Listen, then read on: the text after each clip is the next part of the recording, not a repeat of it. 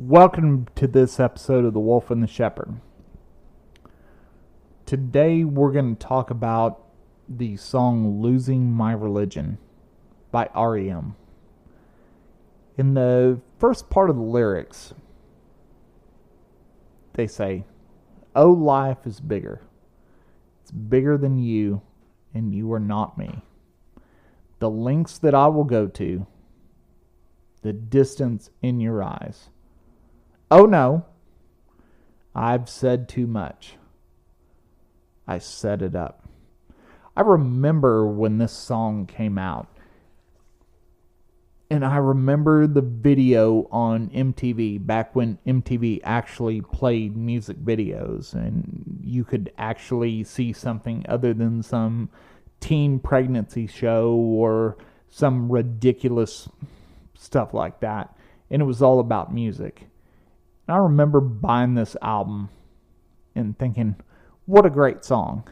And the song actually has been misconstrued over the years of what it actually is about. So today we're going to talk a little bit about how much this song has meant to us. As far as the band R.E.M., I mean, they're a great band. You can't turn around and say they weren't. No matter what you feel about the band, they had such great music that they put out. But this is one of those songs that no matter if you heard it for the first time today, you would say this would be a hit song. And it was a hit song back then. I think Losing My Religion, for me, it's one of those songs which sits up with Nirvana's Smells Like Teen Spirit, Smashing Pumpkins, Tonight, or maybe like Foo Fighters' Everlong, where the opening 4 or 5 seconds evokes so much emotion, even before the lyrics start.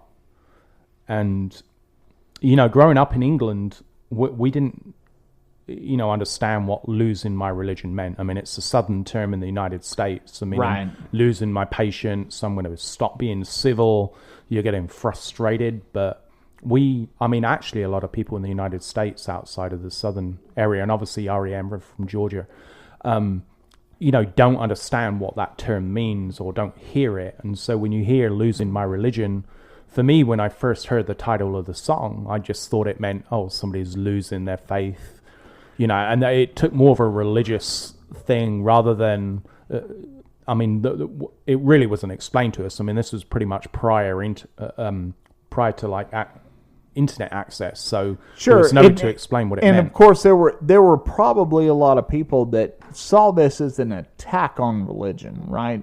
So you got a rock band, right? And they're saying, losing my religion. Oh, you're trying to attack the fact that you shouldn't have religion. And no one really read into the lyrics of the song.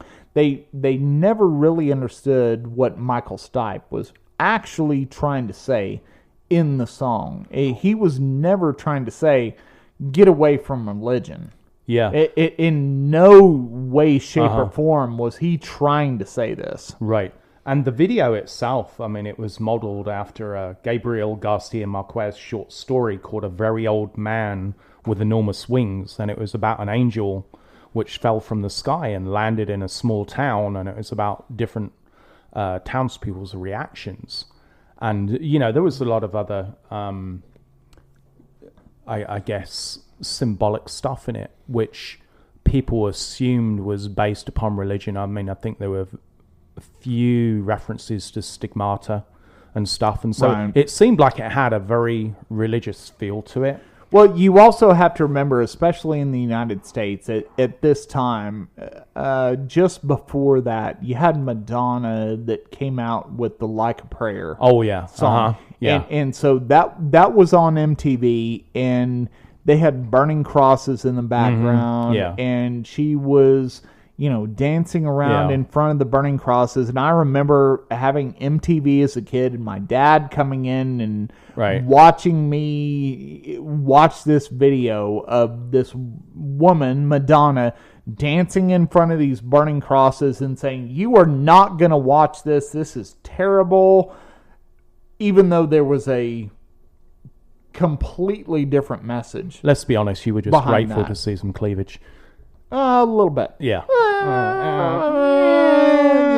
A little bit. A little bit. Yeah. But the message behind that video, of course, was a powerful message. Yeah. So then you take R.E.M., which they never just threw a song out there that didn't really have some kind of message. And of course, we're going to try to focus on Losing My Religion, but there are so many songs that they had out there that were great songs that had good messages behind them, or maybe good is a bad word, maybe depending on which side of the aisle you sit on, but they had a message behind them. It wasn't too charged, but they had something they wanted to say. Yeah. And that was what this song was about. It wasn't nefarious by any means. They actually had a message they were trying to get out there by this song. Yeah, and Losing My Religion, it was released February 1991, and it was obviously on the Out of Time album. The same album which, amazingly, Shiny Happy People was on. And you correlate Shiny Happy People and Losing My Religion. I mean, you can't have two more distinct songs on an album. Absolutely. Shiny Happy People was one of those songs that, especially if you watch the video, it was kind of comical. Right. Now, maybe they had some other kind of message they were trying to get behind that, but the way the video was done and everything, it was typical pop. It was, shiny, happy people, and we're trying to be happy about all this. Yeah. Losing My Religion, though, had this kind of dark side to it. Yeah. It was, hey, you ought to listen to this. There's something we're trying to tell you here. Right. And a lot of people didn't get it. And I think part of the problem with the song was so good that a lot of people didn't get what the message was. Yeah. And there's only been a few songs that have came out, maybe, let's say, in the past 5-10 years that have been that way. Yeah. One of the songs that comes to mind is Foster the People with all the other kids with the pumped up kicks. Yeah. If you listen to the lyrics of that song, you realize how dark that song is. Uh-huh. Yeah. But it's so happy when you listen to it. Right. But then when you dig into the lyrics, you realize how dark that song is. Yeah.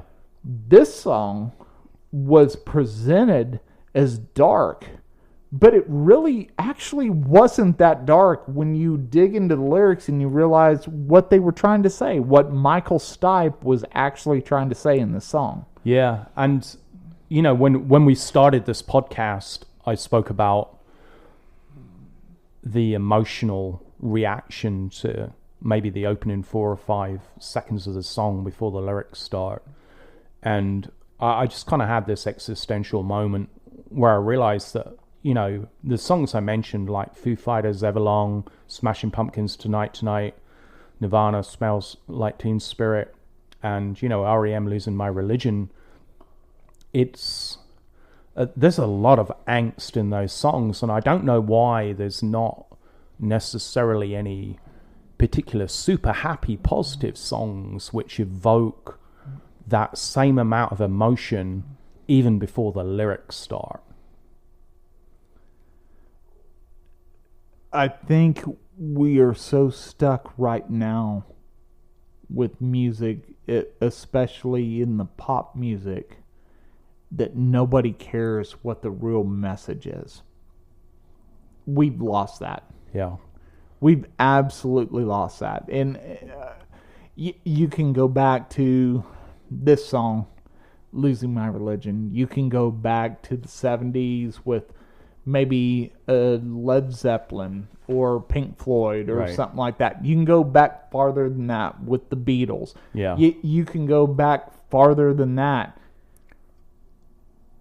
Today's music doesn't really have any kind of message behind it. It's all about streams. Yeah. And just wanting people to click. Yeah. And I, there are a few exceptions which surprise me every now and then. I'd say with somebody like Rihanna. I mean, I'm not a fan. Okay. But you take the song Stay, and the lyrics in that song are very, very beautiful. It's obviously about, a relationship which is breaking up and stuff, but I don't know. I think the music in that, the piano and the actual lyrics in that song are really, really beautiful. And every now and then a song comes along like that, which does actually surprise me because, I expect, I don't listen to the radio in terms of popular music, but I think if I listened to maybe the Billboard like top 30, I probably wouldn't like any of the songs in there, but every few months, a song will come out because it's almost now impossible for an alternative artist to get into the top 30. It's all pop.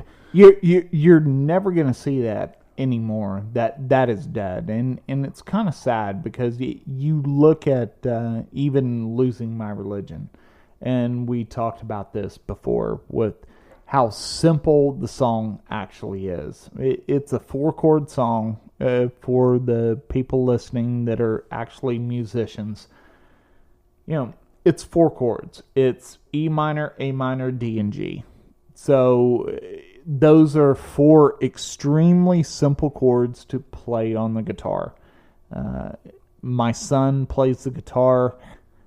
The first probably 3 chords I taught him was G, C, and D. So 2 of those 3 chords are in this song. So most people that, they don't play guitar, they don't understand music, they don't get that part. But it also goes to the fact that you don't have to have a complicated song. You don't have to have complicated music to make a good song. And my son, who plays the guitar, honestly, if he was here right now, he couldn't play the song. I would have to say, here's the chords. He'd have to listen to it a little bit, and he could probably get it after a day or so.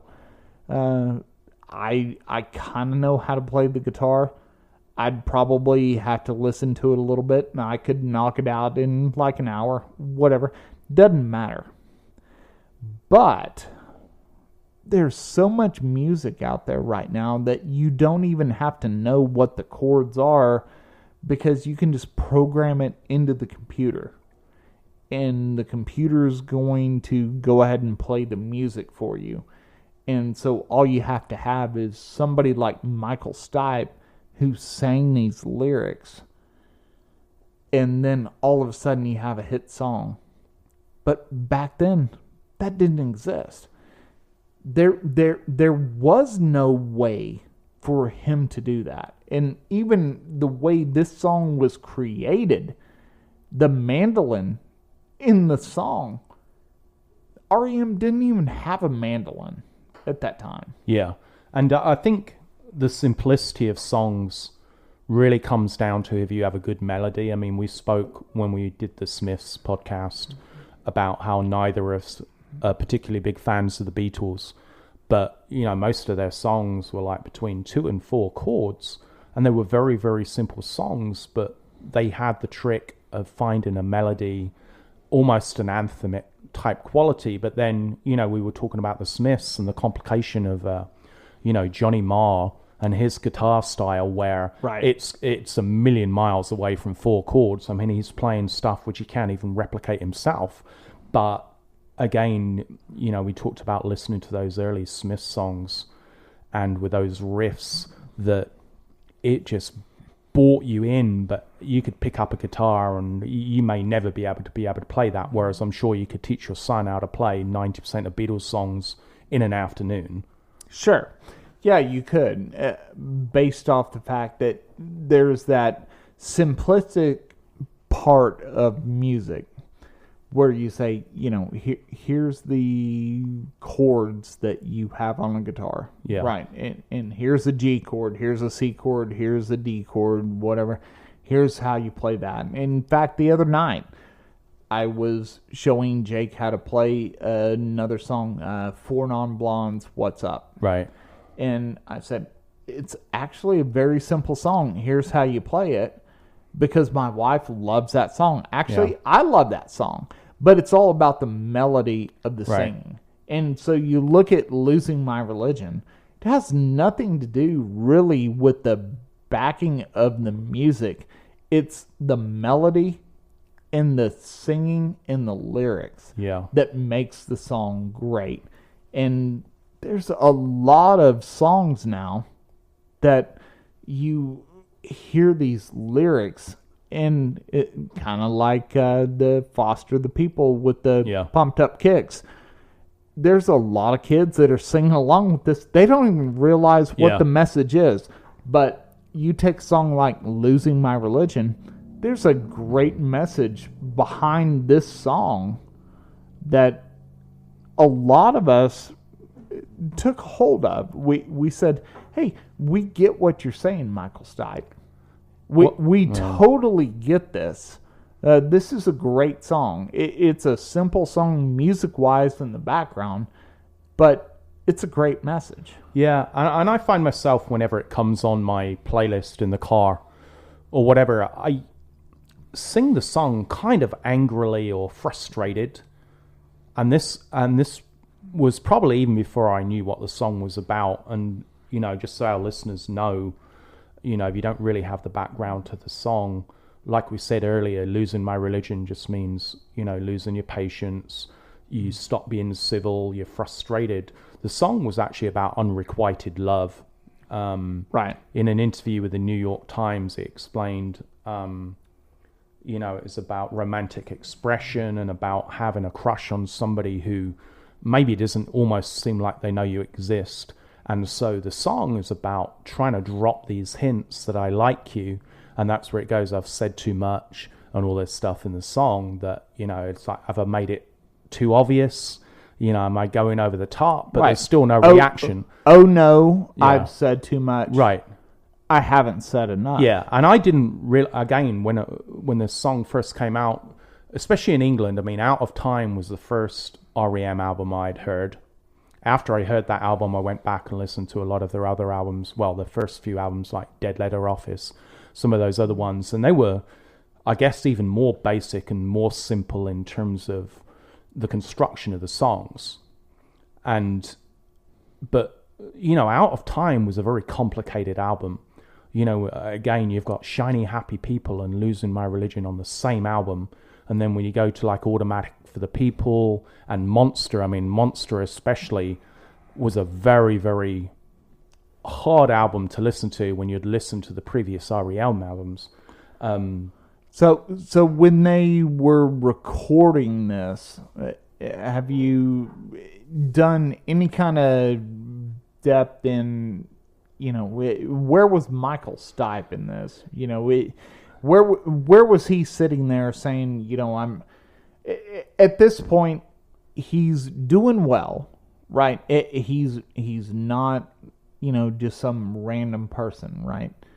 So he's doing well, and now he goes in the studio and he's going to record this song.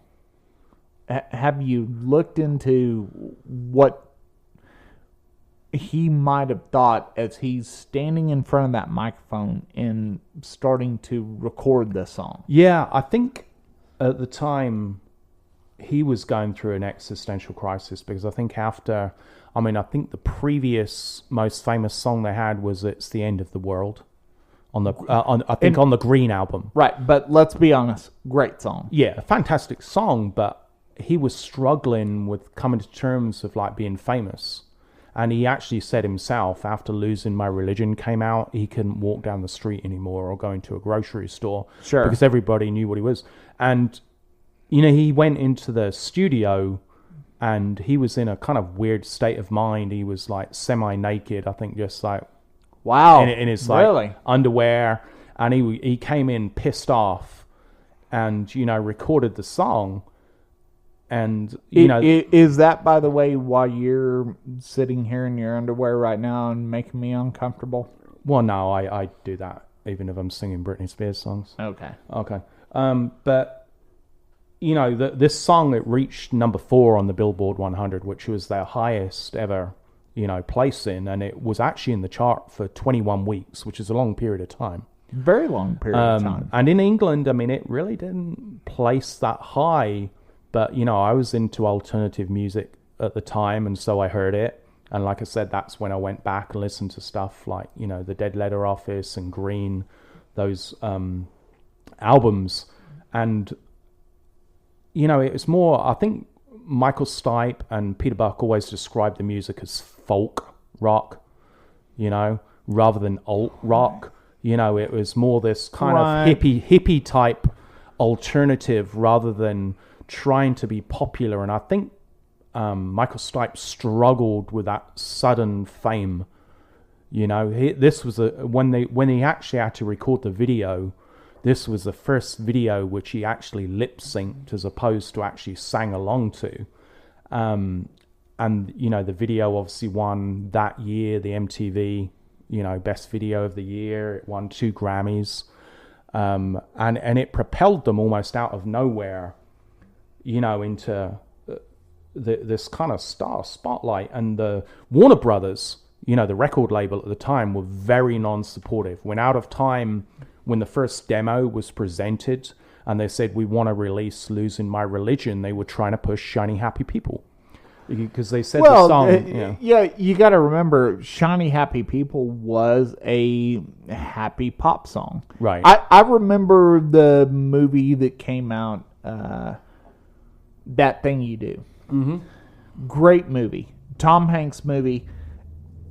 When I was in a band, we used to watch that movie because, here's this garage band that had this one song, and then all of a sudden they got famous. And I remember that scene in that movie where he's saying, I want something happy, I want something peppy. Yeah. And he's sitting there and he's snapping his fingers, right. And he's saying, we got to have that because that's what most people want to hear. Sure, yeah. Nobody wants to hear that sad.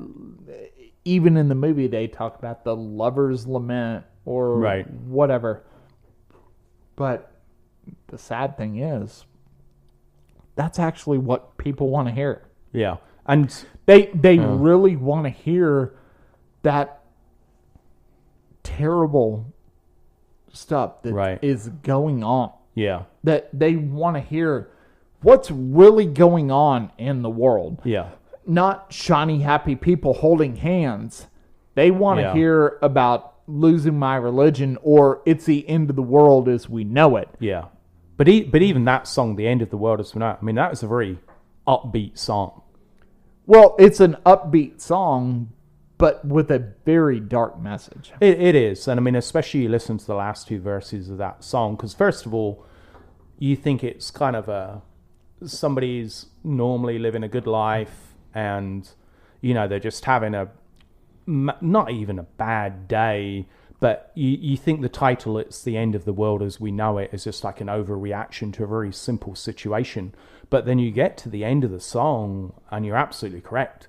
I mean, it's actually a kind of dark thing. It's looking at, society is just going to this angle, to this area where there's no redemption and, the youth, being brainwashed. And and not to get too far off topic, but you also have, Billy Joel, the We Didn't Start the Fire. Right, yeah. It's kind of the same thing.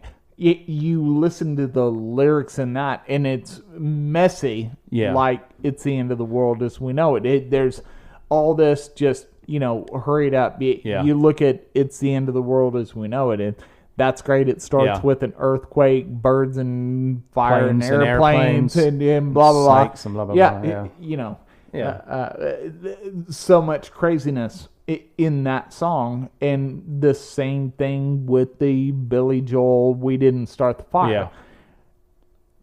But these are songs that came out so long ago. Yeah.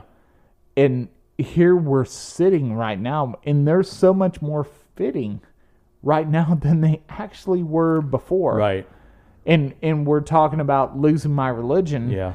which was a song that you could honestly say it speaks volumes right now. Uh-huh.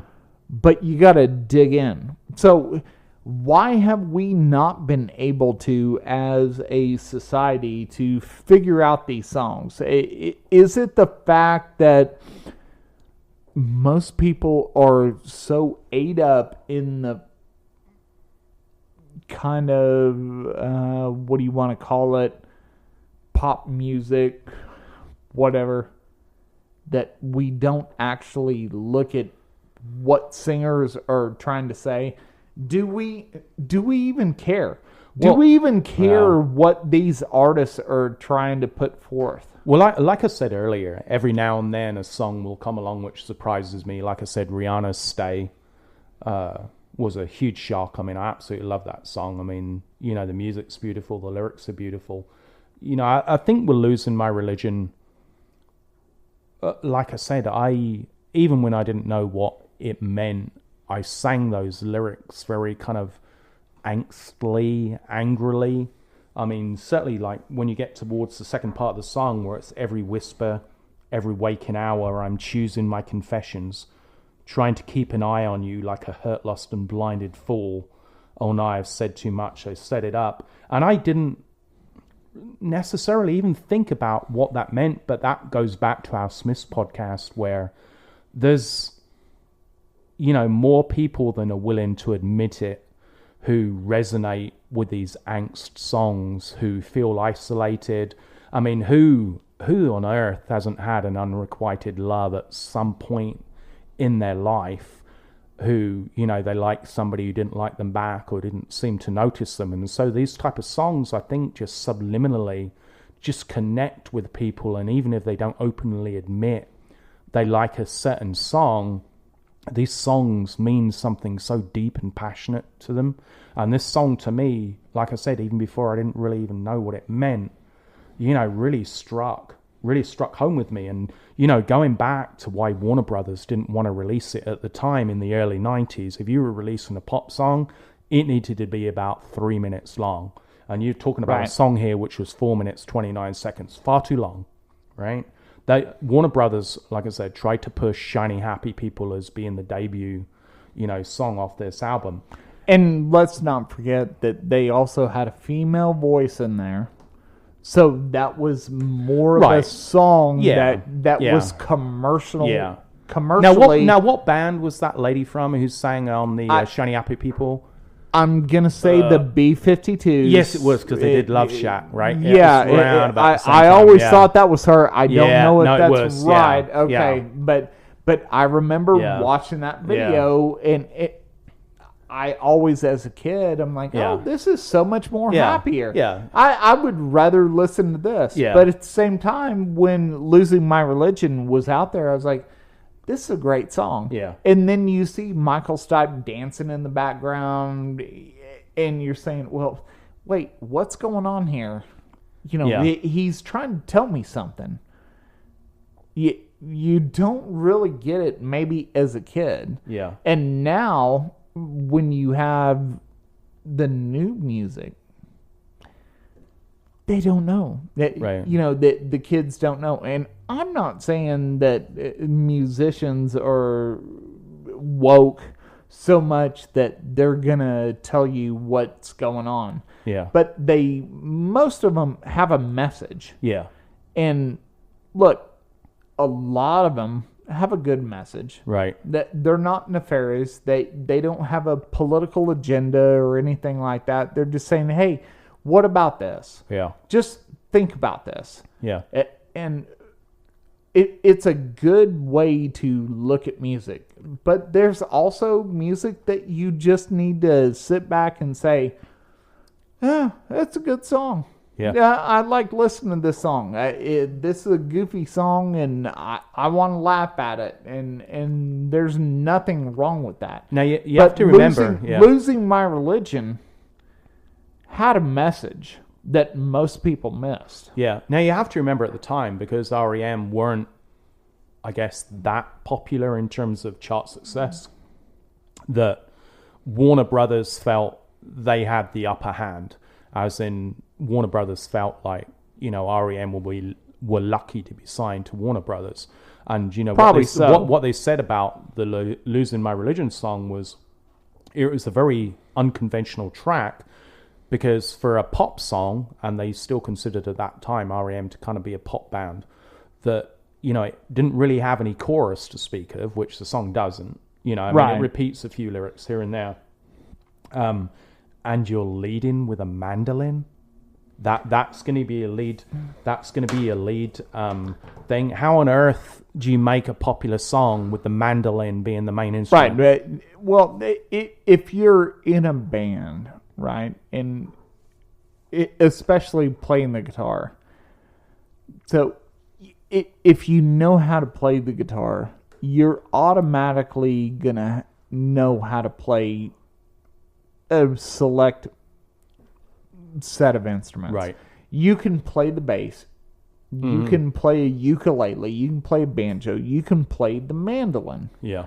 So even when Peter Buck decided that they're going to put a mandolin in there, I remember picking up a mandolin and looking at a chord chart and saying, God, I can play mandolin. Like, it's this simple, right? So I think something happened with this song where he's like, well, let me pick up this mandolin, and rather than playing an acoustic guitar, let's see how this sounds with a mandolin. And it made that song so powerful. Yeah. Just changing the instrument. Right. So if you're a musician, you might get this, but you can actually pick up another stringed instrument and play those same chords, and it sounds totally different. And it's really not that much more difficult. Right. But all you say is, well, I know how to play this on the guitar. So you're saying put my finger here on the fretboard and go ahead and strum it this way, and you're giving me this goofy instrument that looks like this, and you're going to mic it this way. Okay, that's fine. That's powerful. Yeah, and Peter Buck, he actually admitted that he wrote that riff while he was watching TV, and he was actually recording himself, and he came back the next day and listened to it and just decided, oh, that sounds like a good riff, and that was, the basis for Losing My Religion. And then obviously Michael Stipe added the lyrics, but I think there comes a point where you're, I guess, such a good musician in terms of being able to create melodies, and most of R.E.M's songs, the appeal, outside of Michael Stipe's voice, is very simplistic melodies that, when I went back and listened to their earlier albums, every single song had a very simple melody, but it was very attractive. Every song, and there were some dark ones. You go back again, like I said, to Dead Letter Office, and some of the songs, were pretty dark in terms of, the lyrics, but the melody kind of pulled you in anyway, regardless of what you thought about what Michael Stipe was singing about. But that should be the goal of rock music. It should be something that you sit there and repeat. You take Rage Against the Machine. A lot of people don't realize, which is unfathomable to me today, that Rage Against the Machine is a political band. Right. They have a political message, but their music is so powerful that they get people behind their political message because they love their music. R.E.M. was more of a ideological band. to say, we want you to like our music. We have a message here. It's not political. It's ideological. So get behind our ideology that we're saying here, because this is the message we're trying to put forth. Yeah. Same with It's the End of the World as We Know It, Man on the Moon, Night Swimming. I mean, hell, we could sit here and I could list off tons of songs by R.E.M. with the messages that they had. They're all great songs. Yeah. And Michael Stipe is sitting there giving a message. And the band behind him, which he obviously was a very big part of creating the music to get you to want to hear this song. Yeah. And I think, Michael Stipe, you can't call it lucky, but he just has one of those voices where I think he could sing almost any song, even some of the trash, in the charts at the moment, and make it sound good. His voice is so iconic, you can always recognize him. And, he doesn't have a great voice. I mean, if you talk in terms of range and everything, he doesn't have a classically beautiful voice. I mean, you take Tom York from Radiohead, again, doesn't have a great voice, but you recognize it, and it's like almost anything they sing, it just sounds kind of beautiful in a way. I mean, I could literally listen to Michael Stipe sing almost any song, and even if it was a song I hated before, I would probably like it because he's singing it. Oh, sure. I mean, great singer, great artist. I wish he would put out more. And as we close, I just kind of like to read the last lyrics of Losing My Religion. I thought that I heard you laughing. I thought that I heard you sing. I thought I saw you try. But that was just a dream. That was just a dream. That's me in the corner. That's me in the spotlight. Losing my religion. Trying to keep up with you. And I don't know if I can do it. Oh no, I've said too much. I haven't said enough. I thought that I heard you laughing. I thought that I heard you sing. I think I thought I saw you try. But that was just a dream. Try. Cry. Why try? That was just a dream. Just a dream. Just a dream. Beautiful. Thank you for tuning in to this episode of The Wolf and the Shepherd. We hope we will meet with you next time. And maybe we won't get so deep, but maybe we will. Thanks.